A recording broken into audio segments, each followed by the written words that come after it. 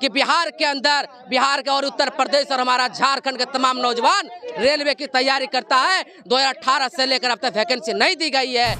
सवाल यही है कि अब देखिए विश्वविद्यालयों को प्राइवेटाइज करने की कोशिश की जा रही है, रेलवे को प्राइवेटाइज करने की कोशिश की जा रही है और एयर इंडिया को तो बेच ही दिया। अब उस समय भी 400 रुपए में गैस सिलेंडर किसी को नहीं मिलता था, लंबी लंबी लाइन लगाई जाती थी।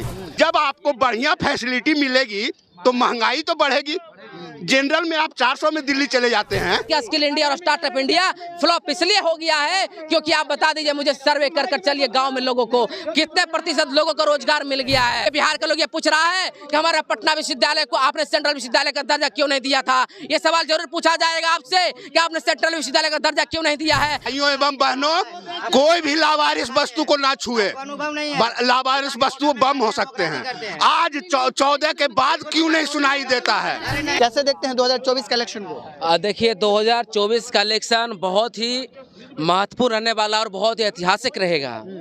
पिछले 70 सालों में, पिछले 70 से 75 साल के बीच में जिस तरीके से राजनीति हुई है उसका सबसे बड़ा उदाहरण आपको 2024 के चुनाव में मिलने जा रहा है।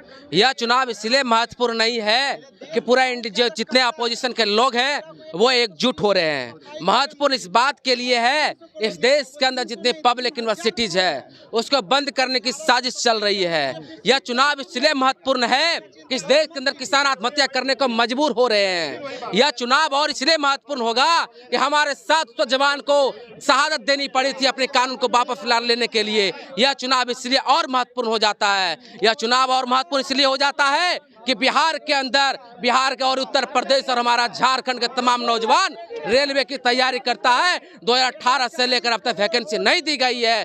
यह महत्वपूर्ण सवाल, यह चुनाव इसलिए भी और महत्वपूर्ण हो जाता है। और यह सवाल और महत्वपूर्ण इसलिए हो जाता है जहां विचारधारा का पॉलिटिक्स होनी चाहिए थे वहां विचारधारा का पॉलिटिक्स नहीं। ये फांसीवाद की ताकत उभर रही है और इस देश के अंदर फांसीवाद आ रही है और इस देश के फांसी ताकतों से लड़ने के लिए सबसे बड़ा चुनाव, हमारा सबसे बड़ा ऐतिहासिक चुनाव होने जा रहा है 2024 का चुनाव। यह चुनाव इसलिए महत्वपूर्ण हो रहा है कि पूरी दुनिया के अंदर आप देख ले कहीं रूस और यूक्रेन लड़ाई लड़ रहा है तो वहीं पर जाकर किर्गिस्तान और अलग अलग हिस्सों में लड़ाई चल रहे हैं। वही हमारा देश, हमारा शांति की अपील कर रहा है, हमारे इंडिया गठबंधन शांति की अपील करने जा रही है। यह चुनाव इंडिया का लोग, भारत के लोग इसलिए और भी महत्वपूर्ण हो जाएगा हमारा 2024 का चुनाव कि हमारा अमन और चैन शांति पसंद के लोगों को पसंद करने के लिए वोट करने के लिए जाएंगे। वोट करने के लिए जाएंगे वो गाँव की महिलाएं, हमारे जो स्लम एरिया में जो हमारे महिलाएं रहती है, जो अपने बच्चों को दूध, उनका स्तन में दूध नहीं होता है और दूध खरीद कर वो पिला नहीं सकती है अपने बच्चों के लिए उनको 5% GST देना पड़ता है। जब वो बच्चा पैदा हो, जब बच्चा बड़ा होगा तो बच्चा इस सवाल अपनी माँ से पूछेगा, माँ जब तुम मुझे दूध दे रही थी तब तुम दूध क्यों नहीं पिला रही थी, मैं कुपोषित का शिकार हो रहा था। इस देश के अंदर वो महिला का सवाल है, इस देश के अंदर वो महिला को सवाल है जो महिला अपने मर जाती जाकर उनको बेहतर हॉस्पिटल नहीं मिल पाता है। ये सवाल उनके लिए है, वो सवाल उनके लिए है। देश के अंदर प्रधानमंत्री कह रहे हैं हम डिजिटल इंडिया बना रहे हैं, हम डाटा दे रहे हैं। इस देश की महिलाएं कह रही है मोदी जी मुझे डाटा नहीं चाहिए, मोदी जी मुझे आटा दीजिए। उस आटा पर भी GST लगा दिया गया है। इस देश के अंदर कह रहे कि हमने 80 करोड़ नौजवान, 80 करोड़ लोगों को हम दे रहे 5 किलो अनाज। आप बताइए दोस्त कि 5 किलो अनाज में क्या इस देश की महिलाएं खा सकती है, रह सकती है, जी सकती है? क्या उनको सिलेंडर नहीं भराना पड़ेगा, गैस क्या उनको नहीं भराना पड़ेगा, बाहर से तेल, सरसों का तेल खरीदना नहीं पड़ेगा, उनको मसाला नहीं खरीदना पड़ेगा? उनके लिए व्यवस्था क्या किया जा रहा है, ये सवाल है। सवाल यही है कि अब देखिए विश्वविद्यालय को प्राइवेटाइज करने की कोशिश की जा रही है, रेलवे को प्राइवेटाइज करने की कोशिश की जा रही है और एयर इंडिया को तो बेच ही दिया। आप बताइए मुझे दोस्त, अगर आपके पास SBI अगर नहीं होगा, क्या आपको एक्सिस बैंक में आप जाएंगे तो आपको बैठने के लिए कहेगा? ये सवाल है। जब आपके पास एयर इंडिया नहीं होगा तो बताइए ज्योतिरादित्य सिंधिया क्या करेंगे हमारे, वो कौन से किस चीज का मंत्री बनेंगे वो? ये सवाल है। सवाल ये है कि शिक्षा का सवाल है। ये जो 2024 का चुनाव और महत्वपूर्ण इसलिए हो जा रहा है, इस देश के अंदर हेल्थ सिस्टम इतने बद से बदतर कर दिया गया है, उसका एक सवाल है। आप इतनी चीजें गिना रहे हैं लेकिन फिर भी 3 से 4 राज्य बीजेपी जीत ली। आखिर जनता का जनादेश उनके साथ है, तब न जीत रही है जी। सर चुनाव हार, इस देश के अंदर हार और जीत लगी रहती है। चुनाव जितना पिछले बार जो चुनाव हुआ था, मध्य प्रदेश में भी चुनाव कांग्रेस पार्टी ने जीती थी, राजस्थान के अंदर भी चुनाव कांग्रेस पार्टी ने जीती थी। नतीजा क्या हुआ था 2019 के अंदर आप देख लीजिए। इस बार वही उल्टा होने जा रहा है। जो नतीजा 2019 में हुआ था वह नतीजा 2024 में इंडिया के पक्ष में आने वाला, इस बात को सुनिश्चित। कैसे देख रहे हैं 2024 के इलेक्शन को? मैं सारे का जवाब सिर्फ एक चीज पे इनका ध्यान आकर्षित करवा के दे दूंगा। आप गैस के सिलेंडर के बारे में बोलते हैं 400 रुपया, पहले 400। आप हमें बताइए कि आपको 400 रुपया में गैस सिलेंडर मिला? उस समय भी 400 रुपये में गैस सिलेंडर किसी को नहीं मिलता था, लंबी लंबी लाइन लगाई जाती थी, समझ गए, और मारपीट होता था। 400 रुपये में उसी को मिलता था जो कांग्रेस का नेता था, जो अफसर था, समझ गए, उनको 400। अगर 400 उस समय भी हम 1200 में लेते थे सिलेंडर, उस समय भी, और नहीं तो अभी भी वो जिंदा है, देने वाला भी और लेने वाला भी। आ जाओ मेरे एड्रेस पे, हम आपको मिला देंगे। और आज क्या होता है, फोन मिलाए, सिलेंडर कल आपके घर में, सिलेंडर घर। जब आपको बढ़िया फैसिलिटी मिलेगी तो महंगाई तो बढ़ेगी। जनरल में आप 400 में दिल्ली चले जाते हैं और एसी में जाइएगा तो आपको 4 गुना लगेगा ही। तो महंगाई कहाँ है? फैसिलिटी है, फैसिलिटी है, नहीं महंगाई नहीं है। जान जा रही है, आपको महंगाई नहीं बुझा रहा है। लोगों की जान जा रही है, आपको महंगाई नहीं बुझा रहा है। समझे, मैं बता दूं ना, चारों तरफ खुशहाली, खुशहाली। देश के हमारा गृह मंत्री दिल्ली का फुलिया भाई का मिलेगा, फैसिलिटी मिलेगा तो महंगाई होगी, महंगाई होगी। फैसिलिटी मिलेगा तो महंगाई होगी। हम कह रहे हैं मुझे फैसिलिटी नहीं चाहिए, हमें आटा चाहिए, हमें पेट में भोजन दे दीजिए प्रधानमंत्री। हमें नहीं चाहिए आपकी फैसिलिटी, हमें एसी रूम नहीं चाहिए। मुझे मुझे मुझे मुझे एक बेंच, एक कमरा दे दीजिए, एक कमरा मुझे दे दीजिए जिसमें हमारे बच्चों की पढ़ाई हो सके।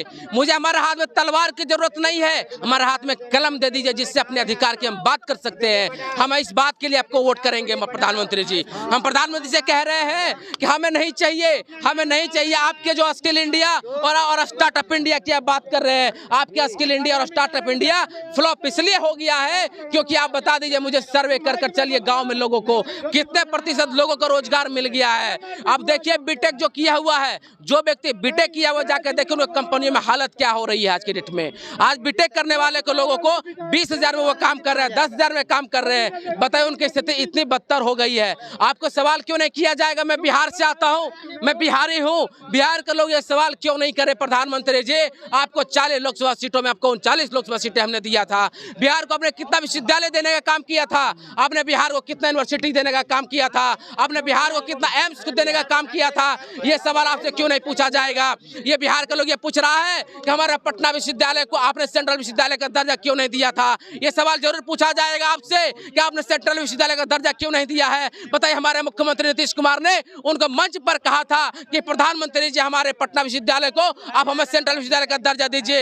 ये विश्वविद्यालय वो है जो एशिया उपमहाद्वीप का 7वां सबसे पुराना विश्वविद्यालय है। ये हमारा बिहार का धरोहर है। इस धरोहर को मिटाने की साजिश चल रही है। इस साजिश के खिलाफ लोग वोट करेंगे बिहार में। एक पॉइंट और सर, 14 से पहले आप भी सुने होंगे कि प्लेटफॉर्म पे बोला जाता था भाइयों एवं बहनों कोई भी लावारिस वस्तु को ना छुए, लावारिस वस्तु बम हो सकते हैं। आज 14 के बाद क्यों नहीं सुनाई देता है? आज और हमारे पास लाख नौकरी है, लाख नौकरी है, लाख हम पैसा वाला है, बम उड़ गए, क्या फायदा हुआ? आज हमारे पास सिक्योरिटी है, आज सिक्योरिटी है, एक भी बम नहीं पूरे देश में। भाजपा को ये भाजपा कोई नहीं चुरा सकता। इनका कहना है कि जब से मोदी जी आए तब से सुरक्षित है हमारा देश। बताइए अटल बिहारी वाजपेयी को कितना ये गाली दे रहे हैं। ये तमाम भाजपाई जो है अटल बिहारी वाजपेयी को उनके जो किए हुए चीजें हैं उनको ये गालियां दे रहे हैं। ये वही अटल बिहारी वाजपेयी है ना, हमारे पार्लियामेंट पर बम ब्लास्ट होता है, हमारा हमला किया जाता है पार्लियामेंट के ऊपर और उस आतंकवादी को छोड़ने के लिए लाहौर चले जाते हैं हमारे प्रधानमंत्री जी। ये सवाल क्यों नहीं पूछा जाएगा प्रधानमंत्री जी से कि बताइए आपने अटल बिहारी वाजपेयी को कितना अपमान क्यों कर रहे हो? ये सवाल बिहार की जनता और इस देश की जनता उनसे जरूर पूछेगी। ये सवाल जरूर उनसे पूछा जाएगा जी। ये कहा जा रहा है कि जब से मोदी जी आए हमारा देश सुरक्षित है। भाई बताइए हमारा देश कब सुरक्षित नहीं था?